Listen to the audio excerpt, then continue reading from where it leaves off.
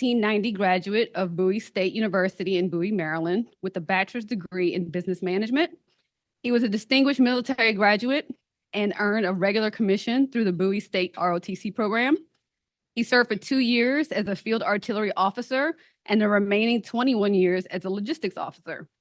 He served in various capacities in Korea, Afghanistan, what we got on here, Fort Meade.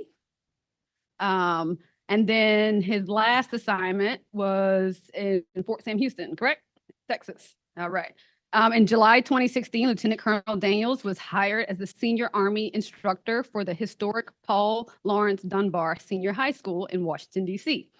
During his tenure, he has increased the cadet participation in competitive teams and support in the local community by over 70%. Additionally, he has worked diligently to forge partnerships with over a dozen military and civic organizations, as well as the ROTC programs at Howard and Bowie State Universities. Lieutenant Colonel Daniels is married to Dr. Andrea Daniels, Family Programs Coordinator for the 99th Regional Support Command at Fort Meade, Maryland. They have 2 sons, Sergeant Neal L. Daniels, U.S. Army. He's stationed at Camp Humphreys, Korea. And then Niles Daniels, who is a junior kinesiology major at Hampton University. They also have 1 granddaughter. Thank you for the opportunity to come here and to speak to the Rotary Club here in Washington, D.C. As Amber said, I am from Campbellton, Florida, small town up in the panhandle of Florida, population 212. Okay. When people ask me where is Campbellton or what something about it, I make sure I tell them it's the part of Florida that you don't see in the brochures. Now, being that I'm a lieutenant colonel and the population is 212, you would think that I was probably the most famous person in that city. However, there are more. But Lee Wesley is from Campbellton, Florida. If you remember the movie, The Proposal, with Sandra Bullock and Ryan Reynolds, Lee Wesley was his office mate that had the coffee spilled on him. Another famous person from, I would say one of the famous people from Campbellton, Florida. General manager and the coach of the Las Vegas Raiders. You have Coach Antonio Pierce. He's not from Campbellton, Florida. However, the word is interim. Hopefully he becomes the general manager. His name is Champ Kelly. He is from Campbellton, Florida. That is a picture of me. 40 years ago, I tell the kids in the classroom, 40 years ago, I was a senior in high school. Now, once I graduated from high school, I attended a junior college. And I attended a junior college. And I attended a junior college. In other words, I was in junior college for at least 3 years without a degree. However, over time, I got myself together and I found myself to Bowie State University up here in Maryland. That is a picture that was taken when it was in 1987. I found my way up here and I finally got things together. I graduated and finished up in December of 1990. However, we only had graduation once a year, which was in May. So that is my graduation picture. So I spent time in junior college, but eventually I got it together, and this is what comes out of it, which was graduation day. I went off into, as Amber said, became a field artillery officer. And for 23 years, a word that you all can use quite often, served. For 23 years, I served. I served in Korea. I served in Aberdeen Proving Ground. I served in Egypt. I served in Kuwait. If you look at the picture on the right-hand side, that is a picture of Carrie Underwood when she came to Kuwait. So I made sure I got in that picture so I could, for purposes just like this. I served in Germany, and while there, I got a chance to go to places such as Greece and other places as well. I served in Romania. I served in Afghanistan.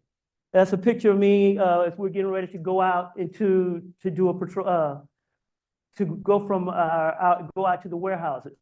This is one of my pictures of me coming from a business trip. The guy beside me was The guy beside me was my Uber driver. And that, if you see the vehicle behind me, that was the Uber that he brought me in. He got me back safely. He got 5 stars. In 2014, I gave it up, the military side of serving. That is a picture of my retirement date. I remember well, June 6th, 2014. And at that date, I said, it's going to be JROTC or bust. When people, a lot of times people in the military, they will work in a job, they get great at it. They will retire on Friday sitting at this desk, and on Monday they come in sitting at a desk over there. I said, I've done well, I appreciate it, I'm glad to have gotten as far as I got, but what I want to do is touch the next generation. I want to teach JROTC. And with JROTC, you have 3 years to find a job. 2 years and 8 months went by before I found a job at Dunbar High School, the historic Paul Laurence Dunbar Senior High School. People will ask, why is it historic? It is the first school in the nation for kids of color. So I'm sitting at a school that is in history. These are a couple of folks that graduated from Dunbar High School. On the left hand, you have Charles Hamilton Houston, civil rights attorney and dean of the law school at Howard University. But more importantly, he is the person that taught Thurgood Marshall. Over on the right, we have Charles Drew, who developed ways to improve blood plasma. So when we start thinking of blood banks, Red Cross, and ways to store blood, a graduate of Dunbar High School is the person who put all those things together.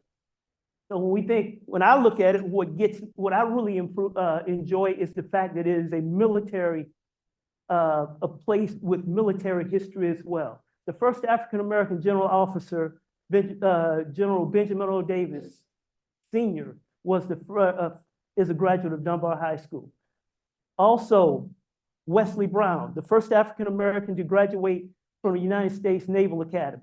He was not the first to attend, but he was the first to graduate from the Naval Academy. And he attributes his success to President Jimmy Carter, who assisted him in making it through. So when we think JROTC, when I'm talking with parents, they're like, no, I don't want my kid in this JROTC because you're going to send them off and get them in the Army. They're so far away from the truth. The mission of Army JROTC is to motivate young people to become better citizens. And that is what we do with our program. My vision at Dunbar High School is to be the premier program in Washington, D.C. When I say premier, I'm like, I need a color guard called Dunbar. I need some kids to work on a service project called Dunbar. That is what we're working on with our program. That is what we want. You know, and then at the bottom of it is kids that have an appreciation for their school, community, and United States military and the nation. So again, we want kids to be just like you guys, kids that are out there serving. And at the bottom of it, we want to give them opportunities for experiences and exposure. There's many kids, when we say their experience and exposure, most of it is right here in Washington, D.C., but they have to take advantage of it. I believe when I start talking about JROTC, these are some of the things that we do for our school. We provide color guards for school events and in sporting events. Homecoming, as you can see, these are our cadets. And we also support with ceremonial events. This is the Paul Laurence Dunbar Commemoration Day.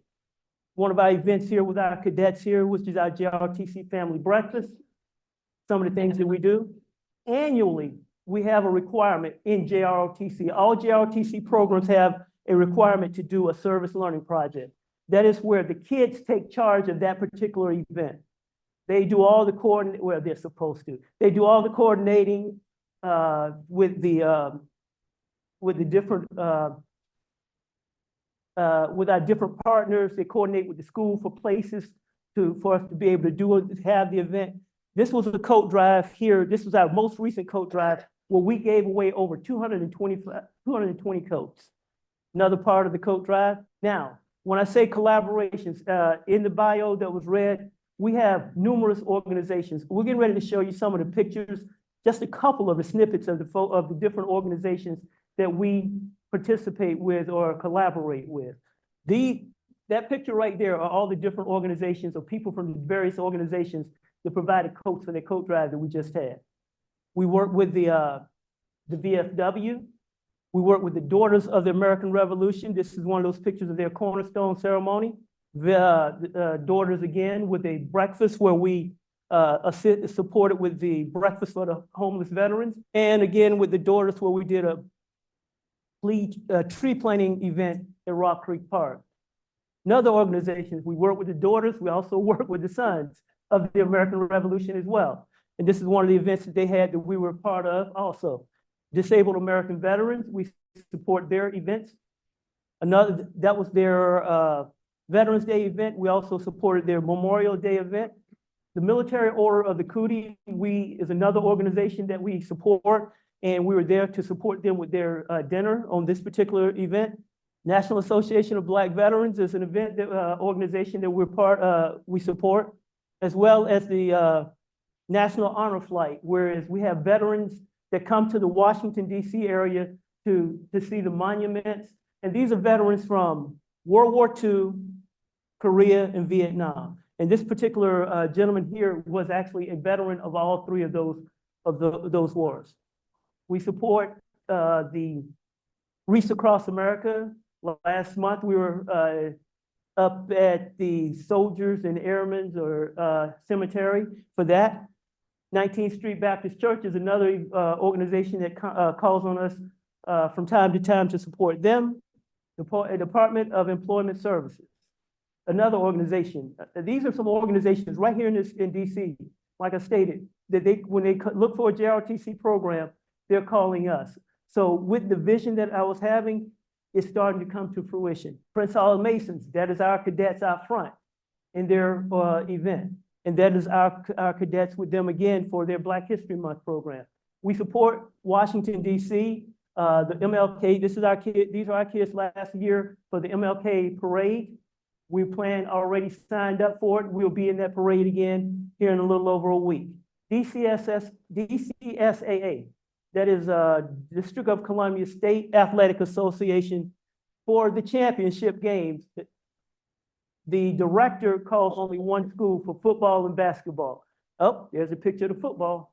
There's a picture of the basketball. Our kids are there, okay? Out in the Parks and Recreation doing a cleanup. The mayor had the luncheon last month for the senior citizens. Our kids are there. This was taken a couple of years ago. This was taken last month. Our kids are there supporting these various events. Purdue University Global has their graduations in the summer. In the August timeframe, they call on us. So we're trying to get that name out there, the Dunbar High School name out there as an organization. When it comes to JROTC, we want to be that one that you can call on for support. National Night Out is where the police officers get into the community. And what we've decided is we want to be a part of that as well. We want to be a part of the community as well. So when they're out in the community, we want to be there for them for the National Night Out as well. Lincoln Thomas Day, this is a new one that we're part of, but we're there now, and it's already stated. This was in September.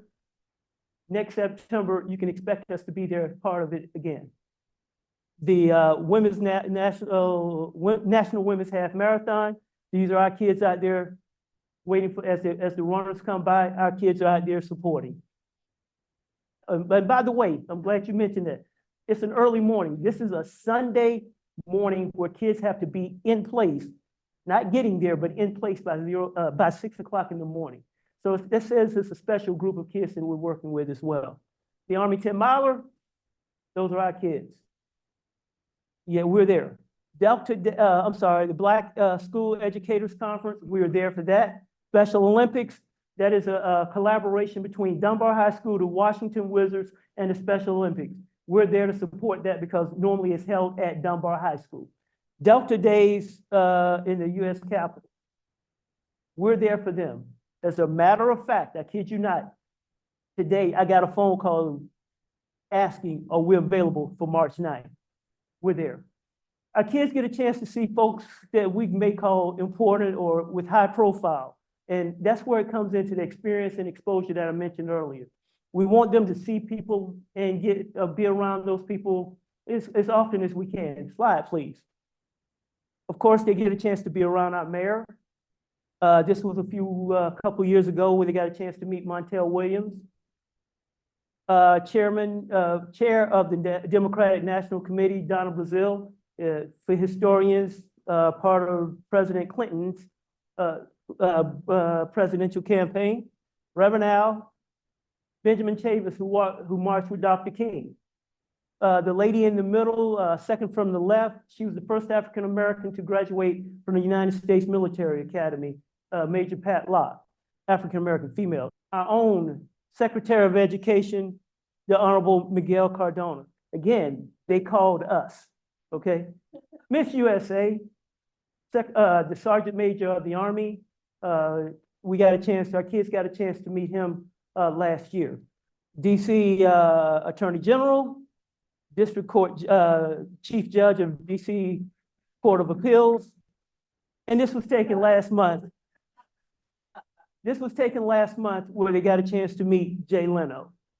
So, yeah. And a lot of kids are saying, who's that guy? But the thing is, we put them in places so that they get a chance to be around these type of people.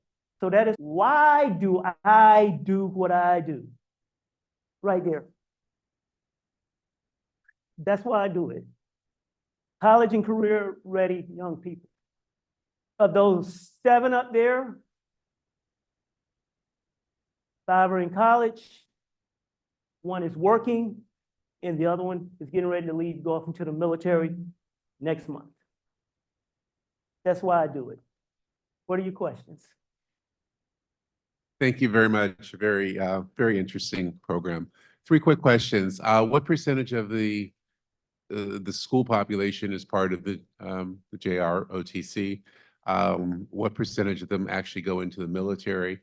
And how do the students in the school react to the people who are in JROTC? Are they loved and admired? Are they ostracized? Are they what? I'm just wondering how people feel about this aspect of the school. See if I can remember all those questions. First thing, we have a requirement. We must have 10%. So we have 100.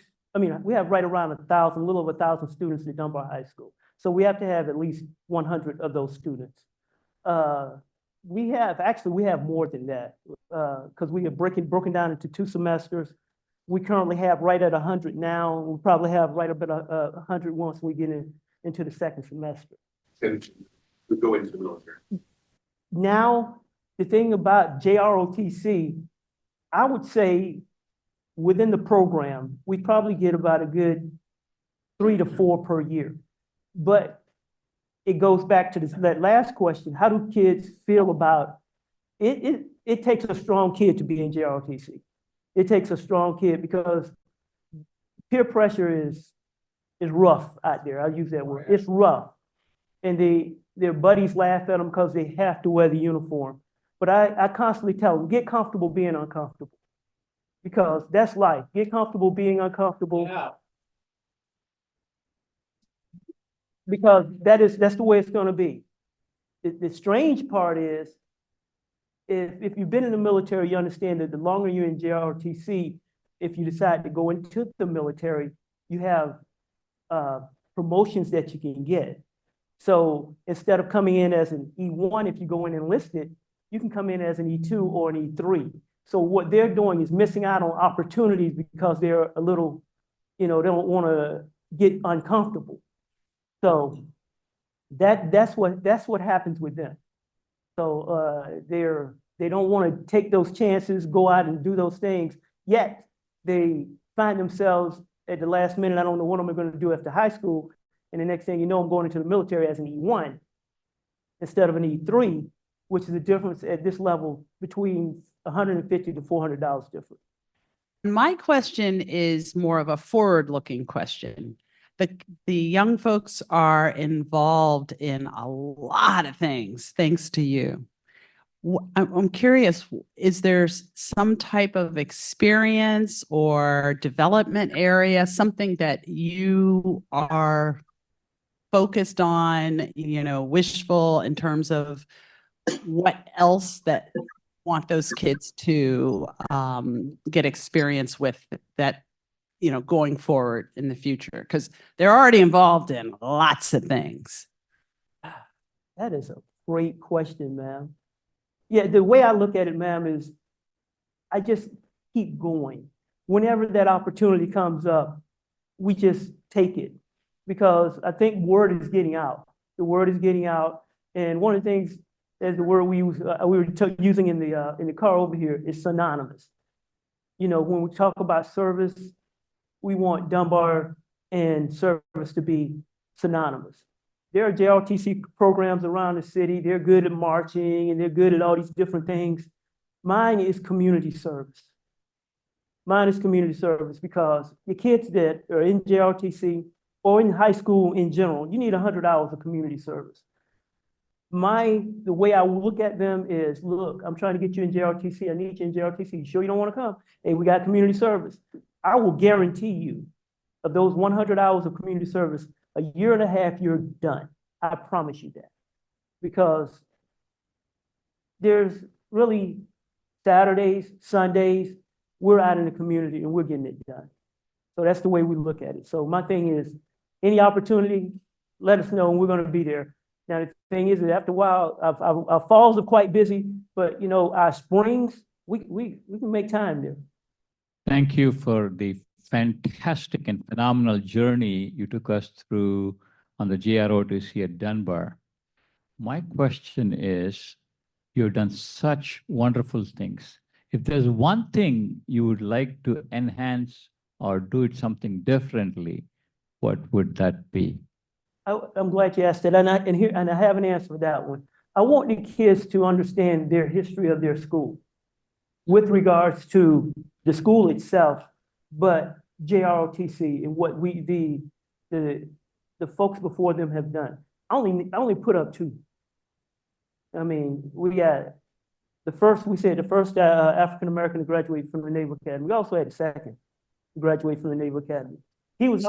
That particular individual was also the first to command an aircraft carrier.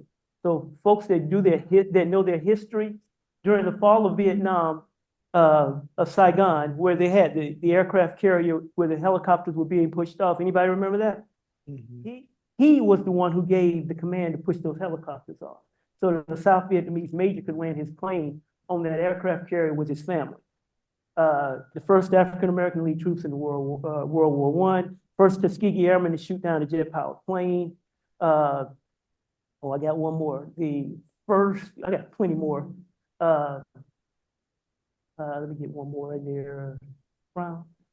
The first sergeant major or senior enlisted advisor in the Army Reserves, the first African-American general in the Air Force Reserve.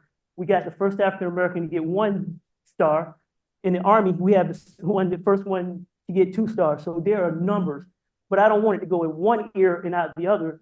3 weeks later, when I ask you about it, I want you to be able to tell me who these people are. So that would be the thing is, don't just get it for the test. I want you to get it and hold on to it, because this is your school's history.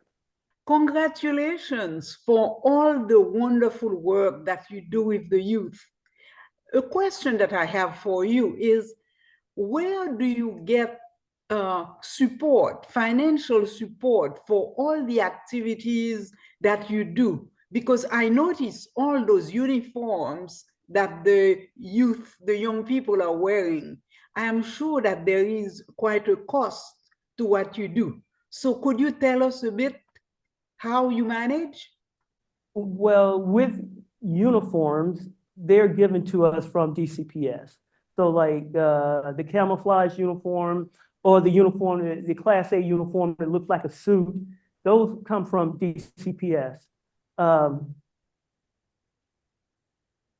When we do certain events, there are certain organizations that may give us a stipend for our support, for our work. So that is how we get some of the support. But with regards to uniform, that comes from DCPS, the District of Columbia Public Schools, and the Army. It occurs to me that the non-Americans in the room and on Zoom may not know what JROTC stands for. The other thing is your kids are so busy and so many activities. How do they find, or when do they find time to study? JROTC stands for Junior Reserve Officer Training Corps.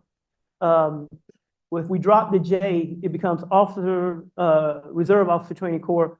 The difference between the two is the missions. We're here to motivate young people to be better citizens. ROTC is in college, and their mission is to get these young people ready to become officers in the United States military. Where do our kids find the grades? In that slide that you saw up there, we seem to have some good kids. I think of those 7, 3 of them were in the top 10, and 4 of them were and then an additional one was in the top 25 of over 120 kids that graduated. So we're looking for the best as well. So with regards to students, when it comes to JROTC. Well, thank you so much. Once again, come over here, please. We want to thank you for coming and sharing. You get the best speakers. Oh my goodness, thank you. As a former ROTC participant, I appreciate all that you do. And we here appreciate your entire presentation. Our year is called Rotary's Championship Fight for Youth. And exactly what you're doing is what we aspire to do. That's what we are working on this year. So, and we want to keep it going. So we're going to be having something in May. So we'll be calling on you, if that's okay. All right. So we have a tradition. Our Rotary Club, for every speaker who speaks at our club, we plant a tree in your honor. And so you will have a tree. Lieutenant Colonel Neal Daniels will have a tree on the water basin, and it'll be in your name, and you'll be able to locate it by the GPS coordinates on that letter, I think, right there. You can find it. And thank you so much. Also, we have some jewelry. There you go, that goes with it. And thank you very much. We really, really enjoyed your presentation. And thank you. You almost made me cry.